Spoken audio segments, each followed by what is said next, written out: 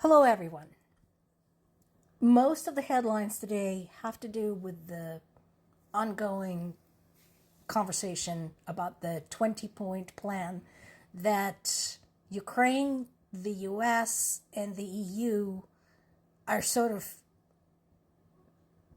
putting together slowly. But we're still low on specifics. And again, the rhetoric we're getting is cautious. I wouldn't even call it cautiously optimistic. It's just cautious. Nothing concrete, nothing precise, no numbers, no timelines. Things like new ideas in terms of formats, meetings, and timing. 20 points that has been reiterated, and positive assessment. But if you strip all of that away, you're still left with the question, what does that mean exactly? Nor does it tell us much what it means when they say it has been an active date. Now, there is one phrase that keeps popping up, and that is mentioned by everybody involved. And that is work to be done on sensitive issues. Now, we do know what that is. And that is the question of the territory. And that is probably the only part where we know some details as to what is being discussed. So if you want to piece this together, I suggest two articles. One is the one I've been citing so far. It's on the BBC website. And another one is on the New York Times website. I know there is a paywall. Usually it lets you have like one or two articles a month. So it actually talks more specifically. First of all, what is the agreement? What is the deal between US and Ukraine? Security guarantees. Once again, my biggest question is, why do you need another Russian invasion to be convinced that Russia invades its neighbors? But okay, whatever. So the guarantees would include having a peacetime army of 800,000 people in Ukraine. Some of it would be funded by Western partners and Ukraine's membership in the European Union. Now, European Union part is still something that remains to be seen because there are things that Ukraine has to do to meet their requirements. That is not short term, but at least it's on paper. Other provisions have to do with the resumption of hostilities, the ways to monitor the line of contact, and of course, yes, they're talking about the sticking point, which is the Donbas region, the Donetsk-Luhansk region. There is a nice handy map, and that is the part that I encourage you all to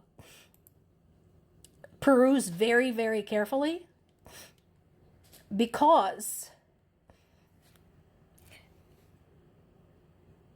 there are mentions of specific portions, specific distances, specific percentages of the territory, because everybody needs to understand very clearly, we're not talking about Ukraine surrendering the entire area highlighted in red. Okay? And that is the biggest thing. So, like I said, peruse both those articles, because that gives you a nice kind of a mosaic to put together and get a better picture. And of course, there is the reconstruction fund, all of that. And the last but not the least, the questions are, what did Russia say? And what's in it for the US? Well, Russia hadn't said anything yet. Russia hadn't said anything. Russia has been briefed, but that's about it. That's all we know. They haven't approved, they haven't declined. I think they're going to decline because that's just what they do. And they already set the stage for basically turning down the deal. Because as much as European and US diplomats have been saying that the deal is within reach, Russia said, no, it ain't. So they're already preparing to turn it down. And as far as what's in it in terms of for the US, what advantages are there? Oh, that's a whole separate story. So I would encourage you all to go and look in the economic magazines and look at economic scientific articles where this is discussed. Basically, there's a whole discussion again about Ukraine's rare minerals, about fundraising opportunities, about hitting up the financial markets. That bit is being discussed, but basically it's not a handout. The US is putting terms into this agreement to make sure they get something out of it as well. Now, what else is going on? So obviously the war is still going on. We all know about the strikes during Christmas Eve and Christmas Day. That's still happening. Kyiv had used a British Storm Shadow missile to hit another Russian oil refinery. And, you know, this is one of those things where you want to ask specifically Russian oil oligarchs, how do you guys like that? And thank you for the missiles to the UK. Appreciate it, guys. Finally, I want to share this story. I know this is in Ukrainian. A friend of mine dropped it to me from Telegram, but you can probably Google it and find an English language version. So there's a bunch of people in Ukraine who are known as the waiters. Not in the sense of that they wait your tables, but in the sense of they claim to want to be liberated by the Russians. Well, one such family finally got what they were waiting for. When 3 Russian soldiers broke into their house on the night of 22nd to 23rd of December this year, they executed the husband, sexually assaulted the wife, and burned down their house.